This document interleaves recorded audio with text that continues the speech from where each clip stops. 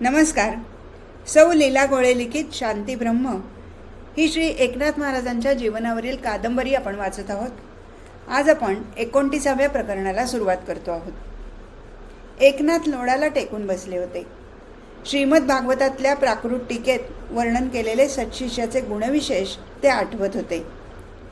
9 गुणविशेषांचा नवरत्नांचा हार शिष्य गुरुला अर्पण करतो याचे वर्णन करताना नाथांनी तो नवरत्नांचा हार आपल्या गुरुमाऊलीला मनोमनी अर्पण केला होता.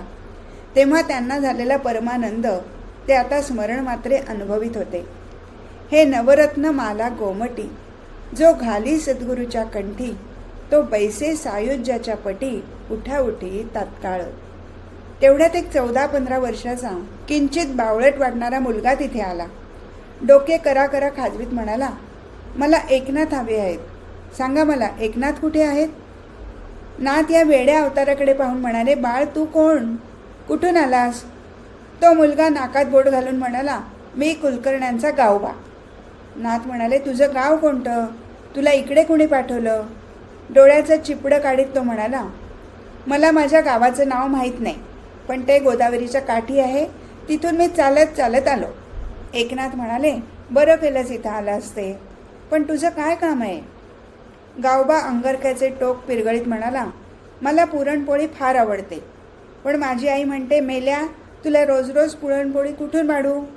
तू आपला पैठणला जा, तिथे एकनाथ महाराज राहतात, त्यांच्याकडे राहा, म्हणजे रोज पुरणपोळी गिळायला मिळेल.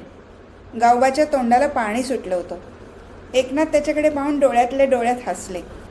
गावबा बोलतच होता, मी मठ्ठ आहे असं माझी आई म्हणते, मला ओ म्हणतात ठो येत नाही असं माझे सवंगडी म्हणतात, मला चिडवतात, टपला मारतात. मी आपला खायला कहार आणि भूमीला भार असं इतर नातेवाईक म्हणतात. गावबाच्या डोळ्यात अश्रू तरारले होते. नाथ त्याची समजूत काढून म्हणाले, बाळ आपण नेमून दिलेलं काम नीट व्यवस्थित करावं म्हणजे झालं. मग तुला कोणी मठ्ठ म्हणणार नाही. तू करशील एक काम, मी सांगू का करायला? मला कुठले काम जमायला, म्हणून मला सगळी हाडहाड करतात. तुम्हीच फक्त बाळ म्हणालात. गावबा खिन्नपणे म्हणाला. एकनाथ म्हणाले, हे बघ, तुझ्या आईने इथे राहायला पाठवले आहे ना, मग तू खुशाल इथे राहा. तुला रोज पुरणपोळी मिळेल, पण त्यासाठी तुला काम करावं लागेल. मी सांगेन ते काम आहे कबूल? गावबा अनिश्चित नजरेने पाहत राहिला. मला सांगितलेले काम जमेल का? हा संभ्रम त्याच्या चेहऱ्यावर होता, पण पुरणपोळीच्या आशेने तो हुरळला होता. नाथ पुन्हा म्हणाले, तुला जर रोज पुरणपोळी हवी असेल तर तू रोज देवाचे नाव घेतले पाहिजेस, त्या नावाचा जप केला पाहिजेस, अगदी सारखा जप करायला हवा. देवाचे नाव कशाला घ्यायचे? त्याने काय होते? नाथ डोळे मिटून शांतपणे व स्पष्टपणे म्हणाले, नामापाशी भुक्ती मुक्ती, नामापाशी यशकीर्ती, नामापाशी विजयप्राप्ती, कर्मनिर्मुक्ती हरिनामे. त्याला समजेल अशा शब्दात नाथ म्हणाले, गावबा तू फक्त रोज काय म्हणायचं ते सांगतो. श्रीराम जय राम जय जय राम एवढंच सारखं म्हणत राहायचं. पण हा रामाच्या नावाचा जप कशासाठी करायचा? राम काय मला पुरणपोळी देणार आहे? पुरणपोळी तुम्ही देणार, तेव्हा मी जप करेन. एकनाथ एकनाथ. नाथांना हसू आले. पहा, मठ्ठ समजला गेलेला हा मुलगासुद्धा किती स्वार्थी व्यवहारी भूमिकेतला आहे. जग हे दिल्या घेतल्याचे आहे हेच खरे. त्यांनी गिरिजाबाईंना हाक मारली, हे बघा, पांडुरंगाला पुरणपोळी खावीशी वाटली आहे, तेव्हा देवाला आता रोज पुरणपोळीचा नैवेद्य होऊ द्या. गावबा मध्येच म्हणाला, पांडुरंगाला नव्हे, मला पुरणपोळी हवी आहे. गिरिजाबाईंनी त्या अनोळखी मुलाकडे निरखून पाहिले. त्यानं म्हटले, आपल्या मुक्तेश्वरा एवढाच दिसतोय हा मुलगा. आज नवा पाहुणा आपल्या घरी आलेला दिसतोय, त्याला पुरणपोळी हवी आहे, म्हणूनच त्याच्या ठाई इकडे पांडुरंग स्वरूप दिसले. त्या म्हणाल्या, अजून स्वयंपाक व्हायचा आहे, मी पुरण वरण शिजायला लावते. त्याबरोबर गावबा टाळ्या वाजवीत आनंदाने नाचू लागला. एकनाथ एकनाथ एकनाथ. त्याने नामजपाचा जयघोष सुरू केला. त्याचीही नामनिष्ठा पाहून नाथ संतुष्ट झाले. त्याला आता भगवान नामस्मरणाकडे वळवणे तसे अवघड नाही याची त्यांना खात्री पडली. गावबा सांगकाम्य होता. त्याला स्वतःची बुद्धी वापरण्याचे तारतम्य नव्हते, पण तो आज्ञाधारक होता. तो उद्धव मामाच्या हाताखाली काम करत जाई, तर स्वयंपाकघरात गिरिजाबाईंना मदत करी. एकनाथांची आज्ञा म्हणजे पडत्या फळाची आज्ञा इतक्या तत्परतेने तो वागे. नित्य पुरणपोळी खात असल्यामुळे असेल, या वास्तूच्या तृप्तीच्या गुणांमुळे असेल, पण गावबाचा हावरेपणा कमी झाला होता व एकनाथांच्या मार्गदर्शनाखाली रामनाम जप मात्र वृद्धिंगत झाला होता. सर्वांच्याच लक्षात येत होतं की गावबाचा मठ्ठपणा, बावळेपणा दूर होतो आहे. नाथ म्हणायचे, अज्ञानपटल दूर होणे हे तर रामनाम मंत्राचे सामर्थ्य आहे. त्याचाच परिणाम गावबात दिसतो आहे. मांडीला चौकडा घालून, कानाला कलम लावून नाथ मंदिरातल्या बाजूच्या पट्टीत पोथी वाजण्यात निमग्न होते. विजयी पांडुरंगापुढे रांगोळी काढण्यासाठी गिरिजाबाई तेथे आल्या. दर्शनाला आलेल्या दोघी बायका तिथेच उभ्या होत्या. त्यांच्यातल्या ठकूताई म्हणाल्या, गिरिजाबाई, अहो किती वाळलात, काय होत आहे तुम्हाला? मथुताई म्हणाले, अहो खात्या पित्या श्रीमंत घरातले तुम्ही, चांगलं लठ्ठमुठ्ठ व्हायचं सोडून अशा सुकत का चाललात? गिरिजाबाई म्हणल्या, ईश्य, वाळायला काय झालं? तुमच्या प्रेमाच्या नजरेला मी वाळलेली वाटत असेन हो. ठकूताई गालाला हात लावून वाकडी मान करून म्हणाल्या, नुसत्या खाण्यापिण्याने का माणूस सुधारतो? या गिरिजाबाईंना केवढा तरी हृदयरोग आहे. हनविटीला हात लावून मथुताई म्हणाल्या, हृदयरोग? हा कुठला बाई नवीन रोग? या यवनांच्या राज्यात काय काय नवनवीन निघेल ते सांगता येत नाही बरं. गिरिजाबाई रांगोळीचे ठिपके काढीत होत्या आणि दोघींच्या रिकाम्या गप्पा चालल्या होत्या. ठकूताई म्हणाल्या, हृदयरोग म्हणजे आपली हृदयाची काळजी हो. त्यांचा पोटचा मुलगा हरी त्या तिकडे लांब काशीला जाऊन राहिला आहे आणि दुसऱ्याच्या पोरावर पोटच्या मुलासारखी माया करावी लागते हो गिरिजाबाईंना. रांगोळीच्या रेघा वेगाने काढल्या जात होत्या. मथुताई काळजीच्या स्वरात म्हणाल्या, कधी येणार हो हरिभाऊ परत? फार वर्ष झाली हो जाऊन, रागावून तर नाही ना गेला? मानभावी स्वरात ठकूताई म्हणाल्या, छे हो, तो म्हणे विद्या शिकायला गेला आहे. पण मी म्हणते, तो पैठणातच पंडित झाला होता, आता घरदार सोडून आणि काय शिकतो आहे? गिरिजाबाईंचे हृदय चरचरत चिरत होते. रांगोळीच्या फुल्या थरथरत्या बोटाने काढल्या जात होत्या. त्यांना वाटत होते, ही अशी चर्चा गावभर चालत असेल, कुणाकुणाच्या तोंडाला हात लावणार तुम्ही? एकनाथ जरी पोथी चालण्यात दंग दिसत असले तरी त्यांचेही कान हा संवाद ऐकत होते. त्यांची मनस्थिती घायाळ झाली होती. हा असा लोकापवाद ऐकत राहण्याखेरीज गत्यंतर नव्हते, त्यावर इलाज नव्हता. तेल्यांचा संभा धापा टाकीत तेथे आला आणि नाथांना म्हणाला, आपल्या पैठणात आज अघटित घडलं, तुम्हाला काही कळलं का? अघटित? कुणाच्या घरादारावरून नांगर फिरला की कुणाला मुसक्या बांधून घेऊन गेले? काय झालं तरी काय? तू असं घाबरलेला का? मथुताई म्हणाल्या. संभा म्हणाला, आज दंडवत स्वामींनी मेलेलं गाढव जिवंत केलं, आहात कुठे? ठकूताई हसत म्हणाल्या, कोणी त्या अचरट माणसाने? कमालच आहे. त्या गिरिजाबाईंना म्हणाल्या, अहो तो खुळा दंडवत स्वामी कोण दिसेल त्याला सारखा साष्टांग नमस्कार घालत सुटतो. लहान नाही, मोठा नाही, बाई नाही, पुरुष नाही, जे दिसेल त्याला हा आपला वेड्यासारखा साष्टांग नमस्कार घालतो. म्हणून गावकऱ्यांनी खुळ्याचे नाव दंडवत स्वामी ठेवले आहे. मथुताई म्हणाल्या, अहो हा संभा म्हणतो त्याने गाढव जिवंत केले, चला पाहू तरी काय चमत्कार आहे तो. असे म्हणून त्या उचापती करणाऱ्या बायका तेथून निघून गेल्या. संभा म्हणाला होता की स्वामींनी गाढव जिवंत केले. हे ऐकल्याबरोबर एकनाथ पोथी मिटवून तसेच उठले. खांद्यावरून घसरलेलं जानवं त्यांनी सारखं केलं. धोतराचा सोगा झटकला. घेऱ्यावरून हात फिरवला. धोतर, पंचा, तांब्या घेऊन ते गोदावरीकडे निघाले. सांगोवंगीच्या गोष्टी ऐकण्यापेक्षा समक्षच ती घटना पाहावी व स्नान उरकून परत यावे असा विचार करून ते निघाले. गंगेच्या वाटेवर त्यांना तसे काही आढळले नाही, पण लोक मात्र घोळक्याने चर्चा करत होते. दंडवत स्वामींचे नाव कानावर येत होते. अर्थात नाथांनी आपणहून कोणाला हे काहीही विचारले नाही. घरी आल्यावर त्यांची देवपूजा झाली. अतिथी पंक्तीला घेऊन सर्वांची जेवणे झाली. नाथांच्या वामकुक्षीची वेळ झाली. तेवढ्यात हातात दंड घेतलेले प्रौढ गृहस्थ घाईघाईने तेथे आले. त्यांनी धोत्राचा सोगा उंच धरला होता. गुडघ्याला बाक आल्याने त्यांची पावले फेंगडी पडत होती. ते अत्यंत घाबरलेले, धास्तावलेले दिसत होते. त्यांनी येता क्षणी नाथांच्या पायावर लोळण घेतली. नाथ खाली वाकून त्यांना हात धरून त्यांना उठवीत म्हणाले, स्वामी हे काय? लटपट्ट्या पायावर उभे राहत आणि थरथरत्या शब्दात ते म्हणाले, नाथ लोक माझ्या पाळतीवर आहेत. मी तुमच्या आश्रयाला आलो आहे, मला वाचवा. नाथांनी त्यांना हाताला धरून मागल्या अंगणात नेले. तिथे कडुनिंबाच्या गर्द सावलीत त्यांनी सुतडा अंतरला व त्यांना बसायला सांगितले. गावबाने वाटीत गुळाचा खडा आणला व तांब्या फुलपात्र तिथे ठेवले. नाथ म्हणाले, गावबा, आज जाऊन सांग की स्वामींच्या भोजनाची सिद्धता करा. ते स्वामींना म्हणाले, स्वामी, आधी गूळ खा, पाणी प्या आणि स्वस्थ व्हा. मग काय सांगायचं ते सांगा, इकडे कोणीसुद्धा येणार नाही. गुळाचा खडा जिभेवर ठेवून गडव्यातले पाणी ते घटाघटा प्यायले. त्यांच्या घशाला इतका शोष पडला होता की घागरभर पाणीसुद्धा ते पिऊ शकले असते. धोत्राच्या सोग्याने त्यांनी मिशा टिपल्या, खांद्यावरच्या पंचाने डोक्यावरचा घाम पुसला व ते स्वस्थ झाले. नाथ म्हणाले, सांगा पाहू, काय घडलं काय? स्वामींच्या डोळ्यातून घळघळ अश्रुधारा वाहू लागल्या. ते हात जोडून म्हणाले, नाथ महाराज, कसं घडलं, काय घडलं ते मला सांगता येणार नाही. पण मी मेलेल्या गाढवाला दंडवत घालता क्षणी ते 4 पायांवर उठून उभं राहिलं.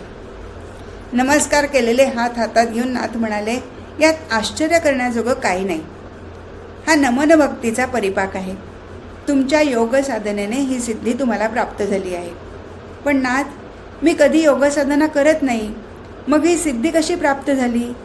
एकनाथ म्हणाले, स्वामी, सर्वत्राच्या अंतर्यामी भगवंत पाहणं आणि नम्रपणे त्यांना नमस्कार करणं ही काय सामान्य गोष्ट आहे? भगवत भाव पाहण्याची ही केवढी विशाल दृष्टी आहे. तरी आपण विनम्र आहात. आपल्या मनी भेदभाव नाही. बुद्धी शुद्ध असणे हे सुद्धा अमौलिक नव्हे काय? ज्ञानेश्वर माऊली म्हणते, आपणची विश्व जाहला तरी भेदभाव सहजच गेला, म्हणवने द्वेषू ठेला जया पुरुषा. स्वामी गयावया करून म्हणाले, नाही नाथ, मी कोणी मोठा पुरुष नाही. माझा जय जयकार नको, माझी मिरवणूक नको, मला उच्च स्थान नको, मला काहीही नको.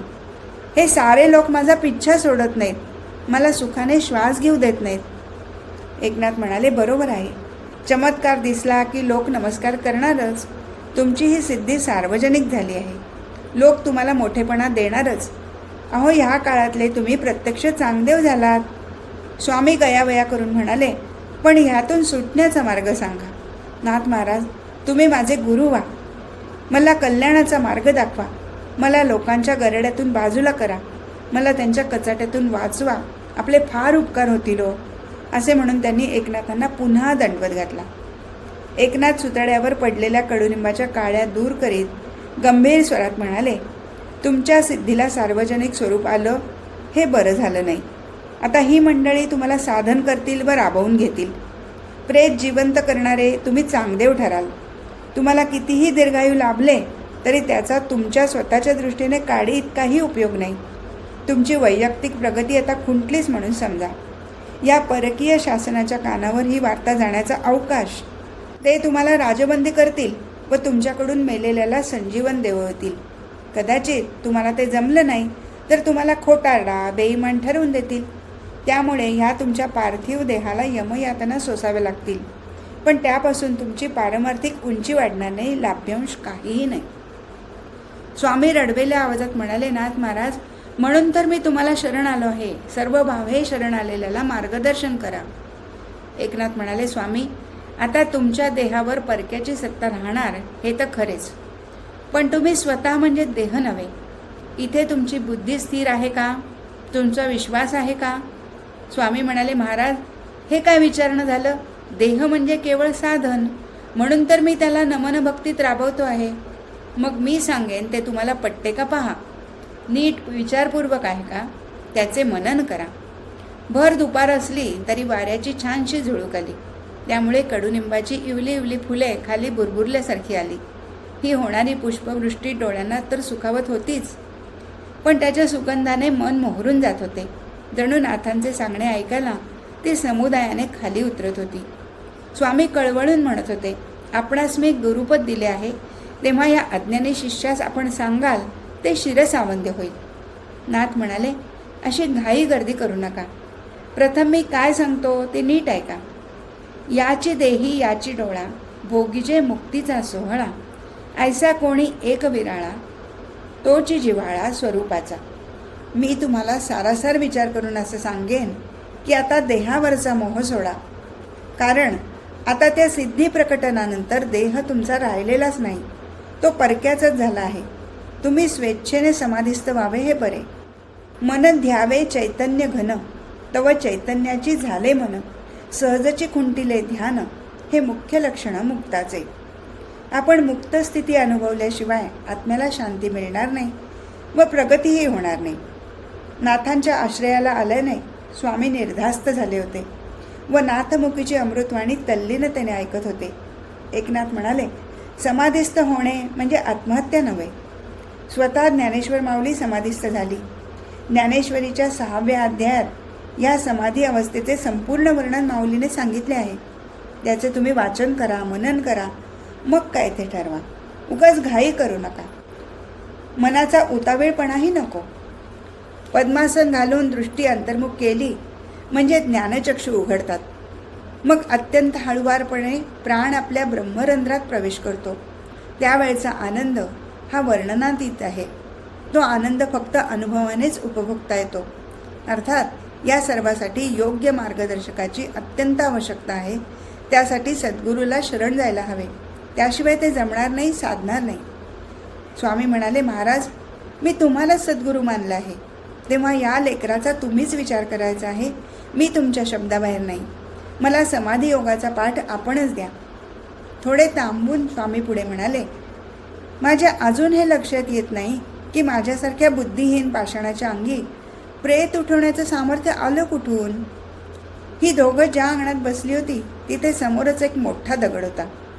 त्याकडे बोट करून नाथ म्हणाले, स्वामी, हे एवढ्या मोठ्या दगडाला उखळीसारखं भोग कसं पडलं हे माहीत आहे का तुम्हाला. स्वामी निर्विकारपणे त्या दगडाकडे पाहत होते. नाथ म्हणाले, अहो, वर्षानुवर्ष तो दगड पन्हळीच्या पागोळीखाली आहे. पावसाळ्यात त्यावर पागोळीची संततधार पडते. आता दगड म्हणजे कठीण आणि पाणी म्हणजे मृदू, मुलायम, शीतल. पण पाण्याच्या सतत पडणाऱ्या धारेला पाषाणाला खळगा पाडण्याचे सामर्थ्य प्राप्त झालं ते कशाने माहीत आहे. तर ते फक्त सातत्याने केलेली क्रिया सामर्थ्यवान बनते. स्वामी, आपलं मन शुद्ध आहे व सर्वत्र ईश्वरभाव बघण्याची दृष्टी आहे. त्यामुळे तुमची सतत घडणारी नमन भक्ती तुमच्या नकळत तुमच्यात सामर्थ्य देऊन गेली. ही सिद्धी जर तुम्ही ईश्वरार्पण केली असती तर काहीच बाद नव्हता. उलट त्यामुळे तुमचं पारमार्थिक सामर्थ्यच वाढलं असतं. पण जे घडलं ते नकळत असलं तरी भलत्याच जागी आणि भलत्याच माणसांपुढे घडलं. म्हणूनच हा पेच निर्माण झाला. या बोलण्याच्या नादात स्वामी भूक विसरले होते. एकनाथांना सुद्धा अतिथीला भोजन देण्याचे विस्मरण झाले होते. गिरिजाबाई 2-4दा इकडे येऊन गेल्या, पण दोघांना बोलण्यात रंगलेले पाहून त्यांच्यात विक्षेप आणण्याचे धाडच झाले नाही. दुपारच्या पुराणाची वेळ झाली म्हणून नाथ उठले. आज बोटावर मोजण्या इतकेच श्रोते पुराणाला आले होते. बाकीचे सारे गाढव बघायला गेले होते. स्नान, संध्या, आरती झाली. स्वामींना पंक्तीला घेऊन नाथांनी धान्य फराळ उरकला. आज कीर्तनाला विशेष गर्दी नव्हती. सर्वजण उदयिक स्वामींच्या निघणाऱ्या मिरवणुकीच्या तयारीत गुंतले होते. कीर्तन संपले, देवाची शेजारती झाली व एकनाथ दंडवत स्वामींना घेऊन शयनगृहात गेले. मगाशी कीर्तनात सांगितलेला विषय संजीवन समाधी तितकासा रंगला नव्हता. तो विषय आता स्वामींशी बोलताना रंगू लागला होता. नाथांच्या वाणीला गंगाओघाचे पावित्र्य व तिचा जोश प्राप्त झाला होता. मध्येच गिरिजाबाई तिथे डोकावल्या व म्हणाल्या, इतक्या रात्री उद्धव आणि गावबा कुठे गेले आहेत? आपणास काही सांगितले आहे का? नाथ म्हणाले, होय, मीच त्यांना जरा कामाला पाठवले आहे. त्यांना यायला उशीर लागेल. त्यांची वाट पाहू नका, आता झोपायला जा. त्या रात्री एकनाथांनी स्वामींना बोध केला. जन्ममरणाचे चक्र, आत्म्याची स्थिती, त्याचे अमरत्व इत्यादी सारे नीट सोदाहरण समजून सांगितले. मग ज्ञानेश्वर माऊलीचा अभंग समाधी साधन संजीवन नाम सुरेल आवाजात गाऊन दाखवला. एकनाथांचा प्रत्येक शब्द दंडवत स्वामींच्या मनावर ठासत गेला. त्यांच्या मनातली भयाची भावना नष्ट होत होती. निर्भयतेकडे त्यांची वाटचाल सुरू झाली. पहाटेपूर्वीच्या शुभमुहूर्तावर गाढ झोपलेल्या स्वामींना नाथांनी हळूच जागे केले. दोघांनी विजयी पांडुरंगाचे दर्शन घेतले व ते दोघे मुकाट्याने चालू लागले व गोदा तटाकी आले. चंद्रप्रकाश किंचित धुसर होता. आकाशात चांदण्यांची बरसात झाली होती. वारा मंद पण शीतल होता. त्या मानाने गोदेचा खळाळ जास्त होता. दंडवत स्वामींनी गोदेचे स्नान केले. एकनाथांच्या पायावर मस्तक ठेवून ते म्हणाले, गुरुराया, मला समाधी स्थितीसारख्या विश्रांतीची फार ओढ लागली आहे. मला हे आत्ताचे जगणे मरणप्राय क्लेशकारक वाटते आहे. आपण मला समाधीची परवानगी झटकन द्यावी. मी सज्ज आहे. मला लवकर उपकृत करावे. स्वामींची ही तातडी पाहून नाथांना वाटले, याला संजीवन समाधीचे महत्त्व अंतर्यामी पटलेले आहे. त्यामुळे त्या आनंदाचा आस्वाद घ्यायला तो हुरळला आहे. त्याला अत्यंत घाई झाली आहे. काल रात्री उद्धव व गावबाने एकनाथांच्या आज्ञेने ठराविक लांबी, रुंदी आणि खोलीचे विवर तयार केले होते. ते गोमयाने सारवून काढले होते. त्या विवराजवळ नाथांनी स्वामींना हात धरून आणले. त्या विवरात उदबत्ती, कापूर लावून त्या विवराची शुद्धी केली. आत आसन मांडले. त्यावर पुष्पे वाहून आसनाची पूजा केली आणि स्वामींच्या हाताला धरून नाथांनी त्यांना आत उतरवले. आसनावर पद्मासन घालून बसायला सांगितले. सद्गुरू राया म्हणून स्वामींनी बसल्या जागेवरून नाथांना नमस्कार केला. एकनाथांनी जनार्दन स्वामीचे स्मरण करून पांडुरंग हरी, वासुदेव हरी या नाममंत्राचा जप केला व स्वामींच्या मस्तकावर हात ठेवला. त्याच क्षणी दंडवत स्वामींना निर्विकल्प समाधी लागली. वारा वेगाने वाहू लागला. धुसर चंद्रप्रकाश आता तेजस्वी झाला, कारण त्याच्यावरचा विरळ ढग दूर झाला होता. गोदेचा खळाळ आणखीनच वाढला. एकनाथांनी गोदेच्या साक्षीने त्या विवरावर आवरण घातले व नमस्कार करून वाड्याची वाट चालू लागले. अद्याप पहाट व्हायची होती. कोंबडा आरवायचा होता. एकनाथ आपल्या बिछाण्यावर येऊन केव्हा आडवे झाले, कुणालाही काहीही कळले नाही. हे प्रकरण इथेच संपलं. हरिओम तत्सत.